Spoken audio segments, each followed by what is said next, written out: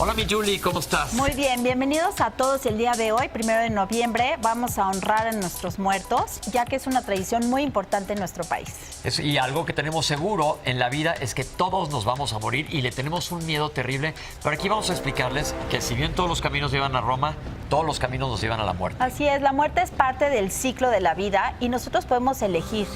Nosotros podemos elegir a veces cómo es nuestra manera de morir, no todas las veces, pero les vamos a explicar cuál es la diferencia entre la eutanasia y el bien morir, porque, Julie, hay un chorro de ideas, de leyendas, y yo creo que hay que saber qué está pasando con la ley en nuestro México para saber cómo elegir tus últimos días cuando exista la opción de la elección. Eso es lo más importante, que realmente tú tengas esta decisión digna. Oye, también vamos a explicarles cuál es la diferencia entre la muerte cerebral y la muerte cuando quedamos ya muertos, porque también es un área muy gris en medicina, sí, en donde la gente tiene miedo. Muchísima especulación además y muchas leyendas que hay que desmitificar. Oye, pero yo todas las mañanas vamos a cambiarle un poquito el giro y me echo mi cafecito, pero vamos a ver para qué tanto sirve el café. ¿Tú tomas café? Yo sí tomo café, pero no para ese propósito, Pepe. Bueno, yo realmente tengo muy buen hábito para desalojar todo lo que no me sirve. Bueno, vamos a ver qué nos dice la nota médica y regresamos y comentaremos a ver cómo nos va a Julie y a mí con el café.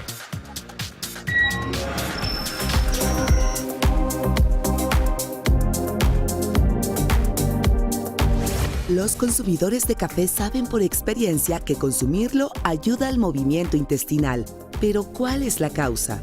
Investigadores de la Universidad de Texas están tratando de averiguar exactamente por qué sucede y para ello están usando ratas a las que les dan dosis controladas de la popular bebida durante 3 días seguidos. Los estudios indican que el efecto no se relaciona con la cafeína, ya que los resultados fueron los mismos al usar descafeinado. Al parecer el café cambia el microbioma intestinal, lo que aumenta la motilidad muscular. El estudio también documentó cambios en los músculos lisos del intestino y colon y la respuesta de esos músculos cuando se exponen directamente al café. Además, el café redujo el crecimiento de microbios en las heces fecales, lo que podría significar una buena noticia, especialmente para los pacientes que fueron sometidos a cirugías abdominales y padecen estreñimiento postoperatorio. La siguiente fase de la investigación será replicar estos experimentos, pero con seres humanos. Oigan, me da muchísima risa porque la discusión es interminable. Pepe siempre dice el popó y yo digo la popó. El caso es que lo hagas. El caso es que hay que hacerlo. Se me hace interesante esta investigación que están haciendo en Texas, pero ¿tú qué dices? ¿Sí funciona o no funciona? Yo creo que mucho del estreñimiento, sobre todo, es como un condicionamiento. O sea, si tú estás acostumbrado a ir a un momento del día, se vuelve un hábito. Y realmente hay que ir a lo que vas, porque también hay mucha gente que espera a que ya no puede más. Tomar agua siempre sirve, Pepe, o sea, más que el café. Mucha fibra, sí, el café es rico en la mañana, el café tiene muchas propiedades, es antioxidante, tiene cafeína que te despierta, hay que tomarlo, no una gran cantidad y sobre todo también está contraindicado en algunas situaciones específicas, pero la verdad es rico el café y está bien que investiguen eso, pero lo que dice Julie es lo más importante. Hay que ir al baño todos los días. Así es, por favor, es una lucha contra el estreñimiento. Hacer ejercicio también ayuda y poner cositas calientes. Lo que sí no puede pasar es más de un día sin que vayas al baño. Oye, y yo salí aquí a hacer una encuesta bien interesante, Julie, porque creo que en la terminología estamos un poco confundidos. ¿Qué es bien morir y qué es eutanasia? Vamos a ver, tú en casa, ¿sabes cuál es la diferencia entre bien morir y eutanasia? Vamos a ver qué nos dijo la gente. ¿Cómo estás? Bien, doctor. Platícales qué haces tú aquí. Yo soy asistente de cámaras en el programa de Sale el Sol. Entonces ya nos ha visto por todos los ángulos, básicamente, ¿verdad? Sí. Oye, una pregunta. ¿Cuál es la diferencia entre eutanasia y bien morir? Es bien difícil la pregunta. Bueno, de eutanasia es que creo que se relaciona un poco a lo de que ahora sí que den permiso a una muerte digna, ¿no? Y el bien morir, pues ahora sí que ahí sí ya no. Ok, entonces, no, nada más estamos haciendo esta encuesta porque hay muchísima duda, pero mil gracias. Nos interesan muchísimo las respuestas de la gente. No, de nada, doctor, a la orden. Nos estamos viendo allá en el foro. Vamos. Hola, ¿tú sabes cuál es la diferencia entre la eutanasia y el bien morir? La eutanasia y el bien morir. ¿Qué te puedo decir? Eutanasia es algo que lo haces para bien morir, tal vez, ¿no? Para ti, ¿cuál es la diferencia entre la eutanasia y el bien morir? Pues es lo mismo, son sinónimos. Es lo mismo, la eutanasia es un buen morir. Oscar, una pregunta. ¿Usted sabe cuál es la diferencia entre eutanasia y bien morir? Sí, bueno, si no mal me equivoco, es de que la eutanasia aquí no está permitido. ¿Pero qué es? Es que te estés muriendo lentamente, pero pues en agonía, ¿no? Y bueno, según de acuerdo a esto, y supuestamente es que te tienen que inyectar algo para que te puedas morir sin dolor, ya no estés sufriendo. ¿Y bien morir? Pues bien morir es de que vaya, a lo mejor es de que pues te dé un infarto y ahí caiga. y ahí te quedes, ¿no? Bueno, pues lo invito a ver el programa porque hay mucha duda sobre el tema y es bien importante y gracias por cooperar con nosotros. No, claro que sí, gracias a ustedes. Para ti, ¿cuál es la diferencia entre la eutanasia y el bien morir? La eutanasia pues, es una muerte, ahora sí que nos la da el doctor si nosotros queremos. Bueno, así es lo que yo entiendo. El bien morir, pues ahora sí pues que estemos conformes con lo de la muerte, ¿no? Así es mi forma de pensar. Oye, una pregunta para el programa de Visita de Doctor. ¿Tú sabes cuál es la diferencia entre eutanasia y bien morir? No, ¿Sabes qué es eutanasia? ¿Sabes qué es bien morir? no, tampoco. Ok, entonces te voy a recomendar que veas el programa porque es bien importante saber la diferencia entre eutanasia y bien morir porque tiene implicaciones del final de nuestras vidas. ¿Ok? Ok, muchas gracias. Bueno, pues mil gracias. Oye, una pregunta. ¿Tú sabes cuál es la diferencia entre eutanasia y bien morir? Eutanasia y bien morir. No, siempre he tenido la idea que es algo relacionado entre ambas, pero no es la primera vez que me... ¿Tú sabes qué es eutanasia?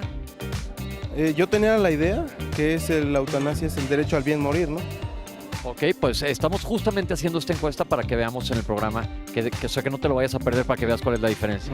Muy bien. Ok, pues a darle al café. Gracias. Para ti, ¿cuál es la diferencia entre la eutanasia y el bien morir? La verdad nunca había escuchado el bien morir. Sí, entonces no tengo idea de qué es el bien morir. No sé realmente cuál es la diferencia con el bien morir porque nunca había escuchado ese término antes, entonces no podría dar una opinión. Seguimos. A ver, vénganse por acá. Hola, ¿les puedo hacer una preguntita rápido para Visita de Doctor?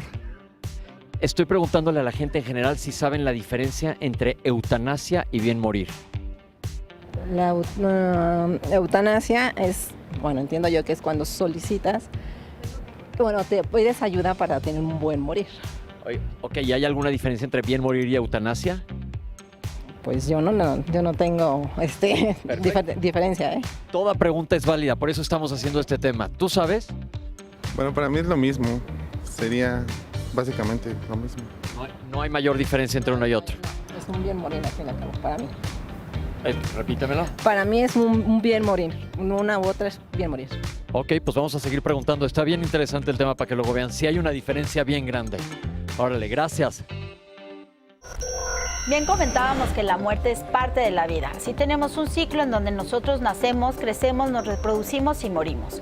Y qué impresión que nadie supo nada, Pepe. Es bien interesante porque vamos a dar definiciones para que ustedes sepan de lo que estamos hablando. Julie, diles qué es eutanasia. La eutanasia es cuando tú decides quitarte la vida a un médico, o sea, pedirle a un médico que te quite la vida. O a cualquier otra persona. persona. Es decir, la eutanasia es que te maten. Básicamente es que tú estás en una condición que ya no quieres vivir más y le pides a alguien que te mate. Y eso está prohibido. Se podría decir que es un suicidio asistido.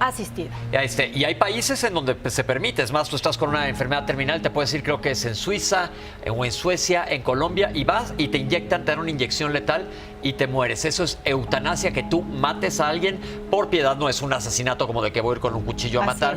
Pero en nuestro país está totalmente penado, es un homicidio, no se permite la eutanasia y es muy diferente al bien morir. Julie, tú has hablado de esto con tu familia y tienes tu voluntad anticipada. Fíjate que sí, lamentablemente lo que no me queda claro es que sí, esto tiene que ser ante un notario.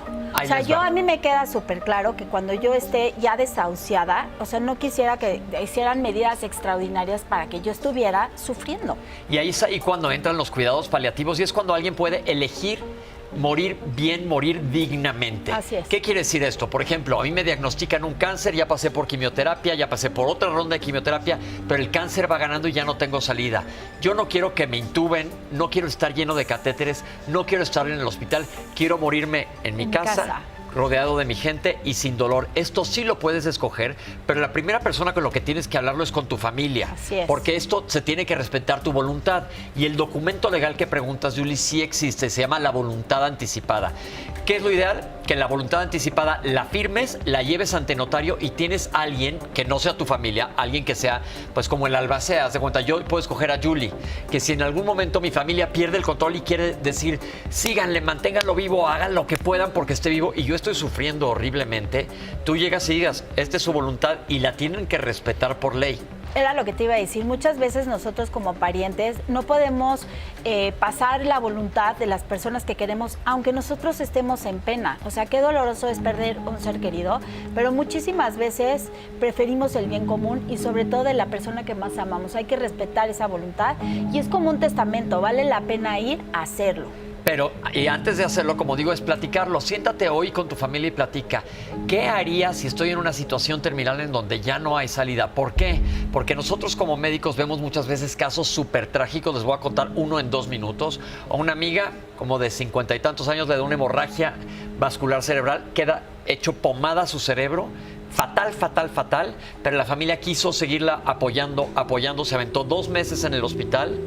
Luego otros 2 meses en una casa de rehabilitación, se acabaron todo el seguro, todo el dinero de la familia y ella quedó hemipléjica sin poder caminar y me acuerdo que no se me va a olvidar nunca que me dijo, ¿por qué me dejaste vivir? Me dijo. Y el desgaste emocional que conlleva, no solamente este tiempo de recuperación que ni siquiera fue recuperable porque no tuvo una buena calidad de vida, sino que sí emocionalmente te desgasta, o sea, te desgasta ver a tu ser querido que cada vez va empeorando. La verdad es una impotencia que hay que trabajar, porque estos sí son temas que tenemos que trabajar en familia y en comunicación con el médico. Y esto es bien importante porque ella a fin de cuentas se acabó muriendo después de muchos años, tristísimo, cuando se pudo haber muerto en el episodio agudo si hubiera tenido una voluntad anticipada. Hay muchas veces que te va a agarrar la muerte de, por ejemplo, me da un infartazo, pues ni modo, o de diferentes maneras, pero cuando es una enfermedad terminal, yo creo que hay que considerar esto con la familia y platicarlo, ir con el notario y tenerlo escrito, Sí, Julie. y sí existen formas de nosotros anticipar que efectivamente ya no va a haber mejoría, porque sí sabemos que existen estos a veces milagros que llamamos entre paréntesis, pero cuando nosotros tenemos la evidencia de que no va a haber una recuperación, pues es importante considerarlo, porque ya cuando el médico te lo propone, como tú como paciente lo propones, es porque realmente ya no hay vuelta para atrás.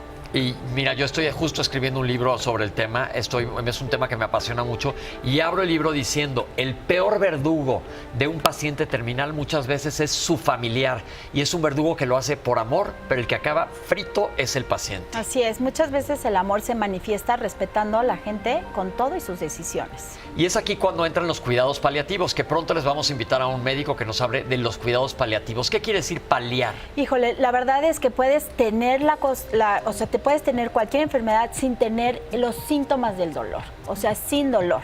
Es decir, que te mueras dignamente, no te estés revolcando en la cama de dolor, te van a sedar, te van a dar medicamentos para que estés plácidamente esperando ahora sí que la enfermedad siga su curso y tú te mueras por la enfermedad. No te está matando a nadie, nada más te están quitando los síntomas y te mueras lo que le denominamos una muerte digna. Hijo, y muchísimas veces este periodo de dignificación es lo que te permite realmente despedirte de tus familiares, de los seres queridos, porque estás sin dolor y puedes estar coherente específicamente diciendo todos tus deseos y despidiéndote, que en mi más humilde opinión es como debes de partir. Oye, Julie, una pregunta. ¿Tú has conocido a alguien que haya hecho su voluntad anticipada? La verdad no, es que en México no estamos acostumbrados a escuchar estos términos, o sea, en la familia no se habla de estos términos, sin embargo sí me ha tocado con pacientes que me lo han pedido. Te voy a contar, me pasó con mis abuelos y me pasó con mi papá también. Mis abuelos todavía no existía el término voluntad anticipada, pero me acuerdo yo estaba estudiando medicina y mi papá grande, así le decía, sacaron una carta escrita todavía máquina de esas de pip, ¿te acuerdas de esas? De escribir, notarizada, que decía, si algún día tengo una enfermedad terminal, no quiero que me hagan medidas heroicas, ni me metan al hospital, ni me intuben, ni me llenen de catéteres. Y él tuvo un cáncer aquí en la parótida que le agarró toda la cara y se murió por el cáncer, pero se murió en su cama, con todos sus hijos, con todos sus nietos alrededor de él, sedado, así, dormidito, y no sufrió absolutamente nada. Hay que honrar a la muerte, hay que honrar a nuestros familiares, hay que honrar a las personas con las que estemos, y una forma de respetar la voluntad es demostrar que realmente es el amor. Entonces, nuestra recomendación para el día de hoy, que hoy es el Día de Muertos, traigan esta conversación no de una manera lúgubre, porque todos nos vamos a morir, sino platíquenlo hoy en la cena. Oye, vi esto en visita de doctor, ¿qué pasa? ¿Qué harías tú si estás en una situación terminal? Porque te digo que a la hora de la desesperación, agarran los familiares, te llevan al paciente, entras al hospital, intubado, terapia intensiva, y ves la máquina como maquinita de Las Vegas, correr el dinero, cuando lo más seguro es que ya no haya ninguna salida. Me parece un tema bien padre. A mí también hay que estar súper seguros y hay que, sí, como dices, comentarlo en la mesa con nuestros familiares. Pues ahí lo tienen. Pues seguimos, Julie. Vamos a ver qué sigue adelante. Más adelante. Julie, ahora sí vamos a hablar de los diferentes tipos de muerte. ¿Qué onda? Porque mucha gente me dice, es que tenía muerte cerebral. Así es, yo me acuerdo perfecto cuando estábamos justo en la escuela de medicina y cuando ya lo presencias, ¿qué diferencia existe? Y es impresionante cuando estás en el mismo cuarto y ocurre justo la muerte cerebral. Bueno, la muerte cerebral ocurre, por ejemplo, cuando alguien quiere, hablamos de voluntad anticipada anteriormente, que alguien tiene algún accidente o tiene una enfermedad neurológica y el cerebro se apaga totalmente. El cerebro está muerto, ya no hay actividad cerebral. Y fíjense, todo lo anaranjado es el cerebro. Esto está activo y el cerebro regula casi todas nuestras actividades, pero hay una parte del sistema nervioso central que es autómata, que nos regula cómo late nuestro corazón, cómo se mueve nuestro intestino, cómo se expanden nuestros pulmones, y esto está fuera de esta área anaranjada. Aquí estamos viendo el cerebelo y aquí abajo está el tallo cerebral. Ahí están las funciones autómatas de nuestro sistema nervioso central. Entonces tú puedes estar muerto de aquí para arriba, no tienes funciones mentales superiores, pero tu tallo cerebral sigue funcionando. Y lo más importante que quiero que entienda toda la gente es que este daño es irreversible. No es que pasa un momento y puedes volver, sino que una vez que se apaga el cerebro, se apagó. Sí, no es coma. El coma todavía tiene posibilidad de regresar.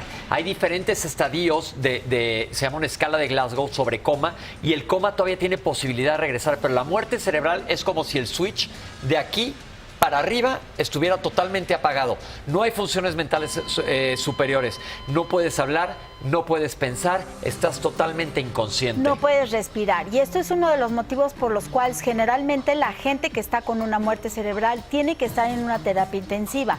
Nosotros colocamos monitoreos y aparatos para que respiren por estos pacientes, que no lo pueden hacer de manera automática. Pero si tienes un tallo íntegro, sí pueden respirar. Es como esa gente que está en una terapia intensiva con parámetros bajos de ventilador o inclusive hasta extubados y siguen viviendo, que es lo que decíamos anteriormente, que hay que tomar una decisión. Ahí, por ejemplo, es ideal donar los órganos.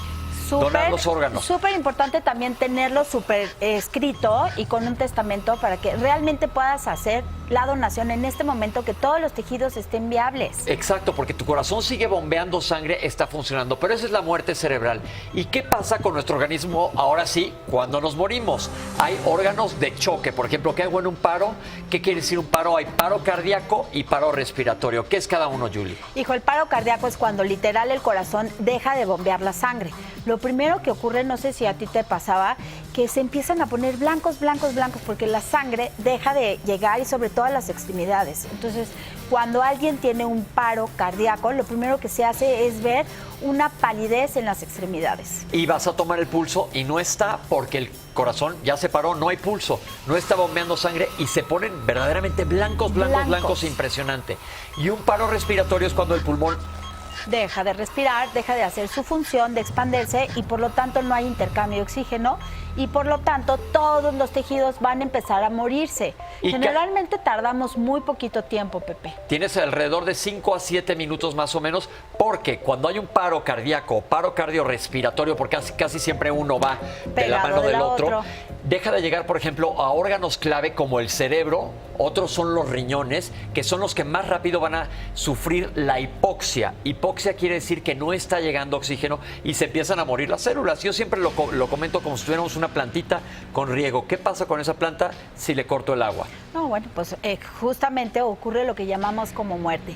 Y es muy importante que entendamos que en el momento que nosotros ya declaramos una muerte, empezamos a descomponernos porque todo nuestro cuerpo funciona, tejidos, pero células. Y una vez que la célula ya deja de funcionar, va a dejar de funcionar todo nuestro organismo. Exacto, te mueres, punto, se acabó, ya vas a pasar a ser literalmente materia orgánica. Pero es muy importante que sepan entonces la diferencia entre una muerte cerebral, en donde de aquí para abajo puede estar alguien vivo, porque puedes mantener a alguien años, gente joven que tiene un accidente y queda, se dice también descerebrado. Así es. Descerebrado en un accidente de moto en el periférico, algo espantoso, es una situación horrible, pero de aquí para abajo el cuerpo sigue funcionando. ¿Cuánto tiempo puede durar así? Entonces es bien importante que conozcan los conceptos. Y la muerte, la otra muerte es, se nos para el corazón, se nos para los pulmones, entonces no hay ni oxígeno ni hay sangre.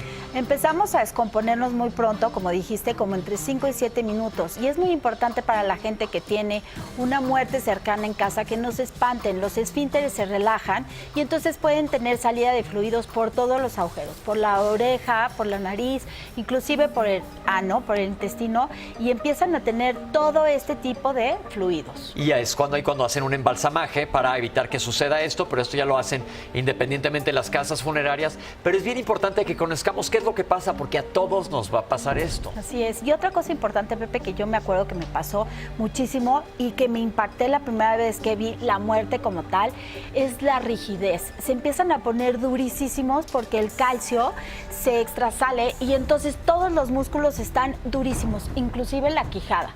Es por eso que lo primero que hacen en las funerarias es colocarte una venda para que no se salga la quijada.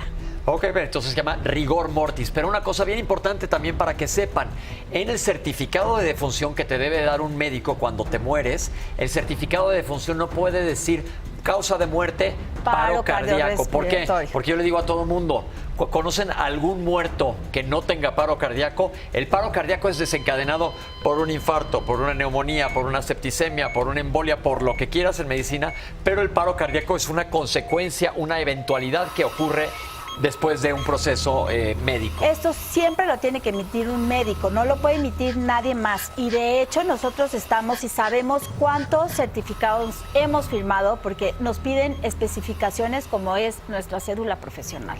Y no solo eso, en el certificado te van a preguntar la causa directa de muerte, que ya les dije no puede ser paro cardíaco ni paro respiratorio, tiene que ser la enfermedad que llevó a la muerte al paciente, y te piden si existen enfermedades secundarias. Por ejemplo, se murió por insuficiencia respiratoria causada por enfisema pulmonar o por un cáncer de pulmón secundario a enfisema pulmonar, secundario a tabaquismo. Todo tiene una relación. Esto es bien importante para que lo sepan porque son trámites. Tú no puedes ir a enterrar o a cremar a tu paciente si no tienes un certificado de defunción. ¿En dónde se consiguen? Antes era muy fácil, pero tiene que ser entregado por el médico tratante y algunas casas funerarias ya los tienen. Generalmente es la casa funeraria quien emite eso porque ya contratan a los médicos que están súper especialistas en hacer este tipo de certificados.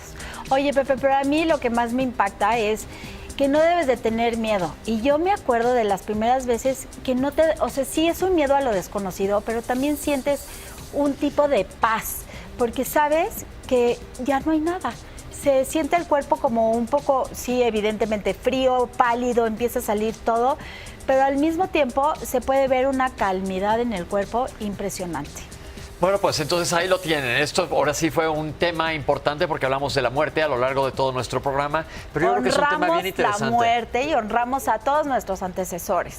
Julie, yo te pido que me invites un panecito de muerto con chocolate, ¿no? Pues vamos a honrar a nuestros muertos y muchísimas gracias por acompañarnos el día de hoy aquí en Visita de Doctor. Feliz Día de Muertos.